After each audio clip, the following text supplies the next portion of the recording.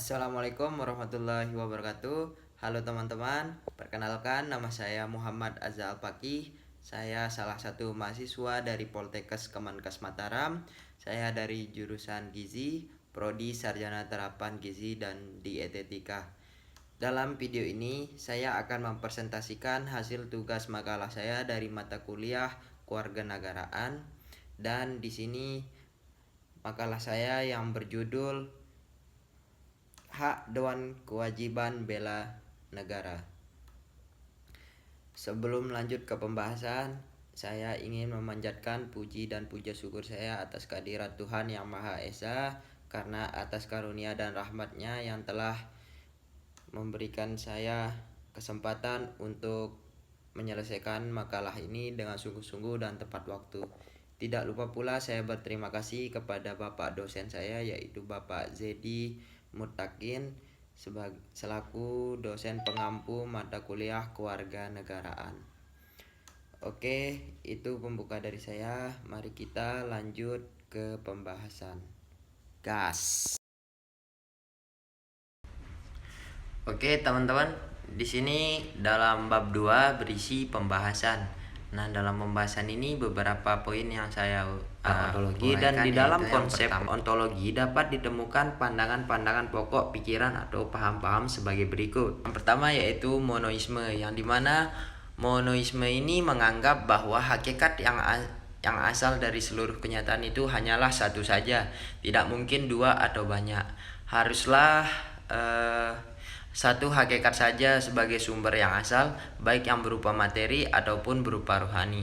Tidak mungkin ada hakikat masing-masing bebas dan berdiri sendiri. Jadi haruslah salah satunya merupakan sumber yang pokok dan dominan menentukan perkembangan yang lainnya.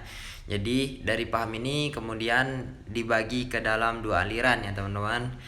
Nah, yang kedua yaitu materialisme.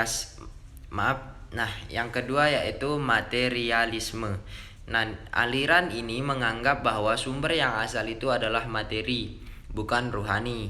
Aliran ini sering juga disebut dengan naturalisme.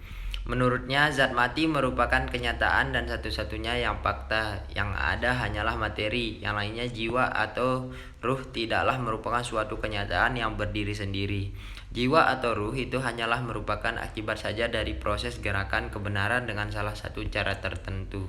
Itu arti dari kata atau paham dari materialisme ya teman-teman. Nah, yang kedua yaitu idealisme. Nah, yang ketiga yaitu idealisme teman-teman.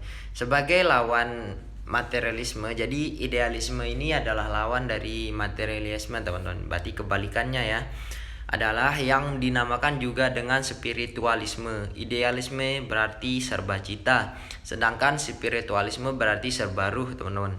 Sedangkan idealisme diambil dari kata idea, yaitu sesuatu yang hadir dalam jiwa. Aliran ini beranggapan bahwa hakikat kenyataan yang beraneka ragam itu semua berasal dari ruh atau sukma, sejenis dengannya, yaitu sesuatu yang tidak berbentuk dan menempati ruang. Materi atau zat itu hanyalah suatu jenis penjelmaan rohani.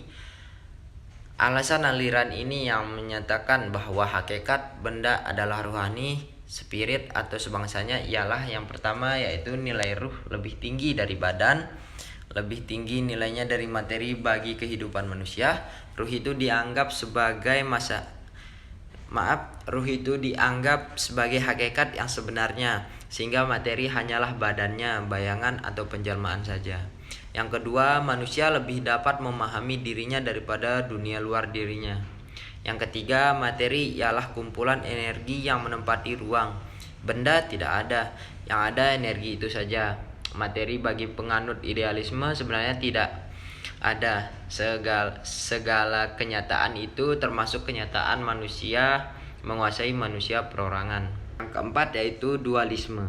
Aliran ini berpandangan bahwa hakikat itu ada dua, atau aliran ini mengatakan bahwa benda terdiri dari dua macam hakikat sebagai asal sumbernya, yaitu hakikat materi dan hakikat rohani. Benda dan ruh, jasad dan spirit. Materi bukan muncul dari ruh, dan ruh bukan muncul dari benda.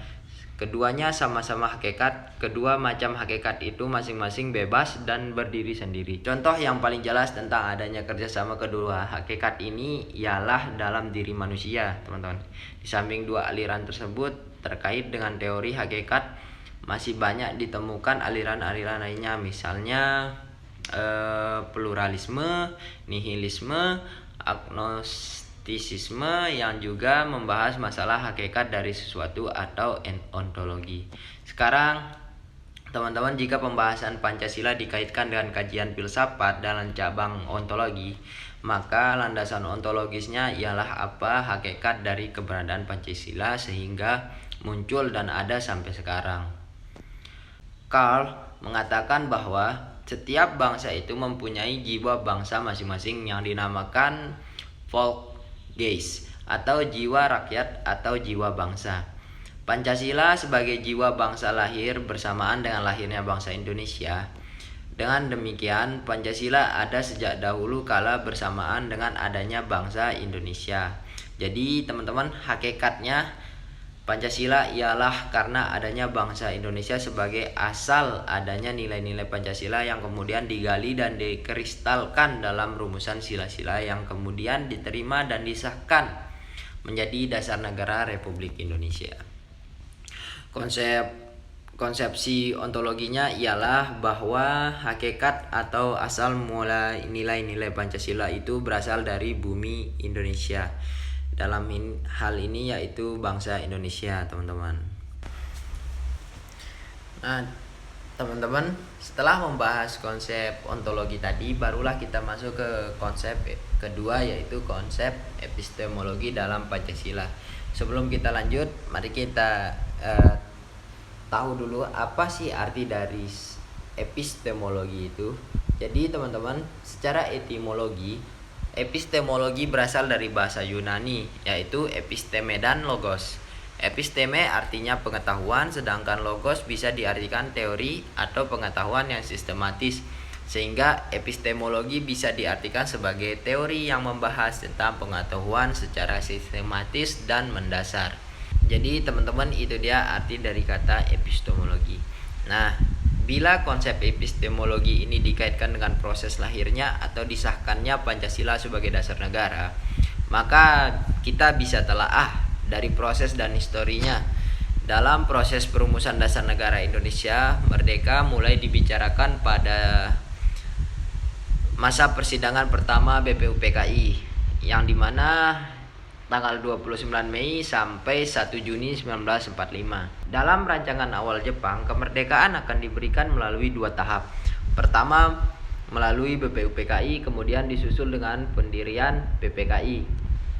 Tugas BPUPKI hanyalah melakukan usaha-usaha penyelidikan kemerdekaan, sementara tugas penyusunan rancangan dan penetapan undang-undang dasar menjadi kewenangan PPKI. Tetapi skenario ini berubah karena keberanian dan kreativitas para pemimpin bangsa kita yang berhasil menerobos batas-batas formalitas. Dalam sidang BPUPKI, karena Indonesia pada saat itu belum terbentuk, yang dilangsungkan pada tanggal 29 Mei sampai dengan 1 Juni 1945, yang membahas asas dasar negara, ada 3 usulan mengenai dasar negara, yaitu yang pertama dari Mr. Supomo, yang kedua dari Mr. Muhammad Yamin, dan yang ketiga tentunya Insinyur Soekarno. Usulan ketiga tokoh itu sebenarnya sama aja, dalam setiap kalimatnya itu bermakna sama, jadi dirangkai menjadi satu seperti 5 hasil dari Piagam Jakarta ini, teman-teman. Namun ketika bangsa Indonesia memproklamirkan kemerdekaannya pada tanggal 17 Agustus 1945, saat itu kita belum memiliki alat-alat kelengkapan negara yang diperlukan sebagai suatu negara yang merdeka. Pada tanggal 18 Agustus 1945, akhirnya nih teman-teman, PPKI menetapkan dasar negara Indonesia dengan rumusan Pancasila yang sampai saat ini kita kenal sebagai dasar negara kita, yaitu yang tadi dari Piagam Jakarta itu ada poin 1 yang diubah menjadi seperti lebih umum, yaitu sila pertama yang menjadi ketuhanan yang Maha Esa. Yang teman-teman, konsep yang ketiga yaitu aksiologi dalam Pancasila. Konsep aksiologi dalam Pancasila. Seperti biasa teman-teman, sebelum kita lanjut ke dalam konsep aksiologi dalam Pancasila, perlu kita ketahui dulu apa dari kata aksiologi itu. Secara etimologi, yaitu disiplin ilmu yang membahas asal-usul kata, maka aksiologi berasal dari bahasa Yunani yang berasal dari perkataan aksios, yang berarti nilai, dan logos, yang berarti teori. Jadi teman-teman, aksiologi adalah salah satu cabang filsafat yang mengkaji atau membahas teori tentang nilai. Jadi teman-teman, singkatnya, aksiologi diartikan juga sebagai teori nilai yang berkaitan dengan kegunaan dari pengetahuan yang diperoleh, pada umumnya ditinjau dari sudut pandang kefilsafatan. Itu dia pembahasan kita dalam pembahasan. Yang pertama konsep ontologi, yang kedua konsep epistemologi, jadi yang ketiga tadi konsep aksiologi. Barulah kita masuk ke bab 3 teman-teman, yaitu kesimpulan.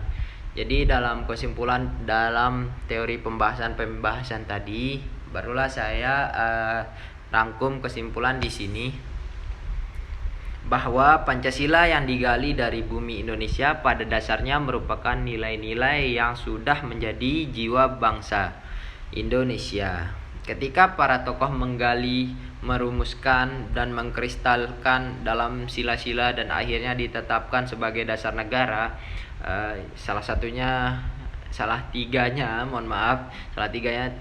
tokoh yang saya sebutkan tadi itu seperti Mr. Supomo, Mr. Muhammad Yamin, dan Insinyur Soekarno,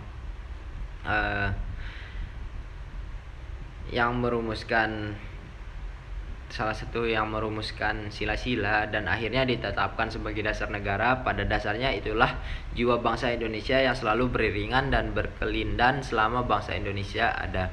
Kajian filsafat telah membuktikan bahwa konsep ontologi atau teori hakikat menemukan hakikat keberadaan Pancasila pada dasarnya berasal dari bangsa Indonesia sendiri, yaitu berupa nilai-nilai yang ada pada jiwa bangsa yang merupakan identitas atau karakter bangsa Indonesia.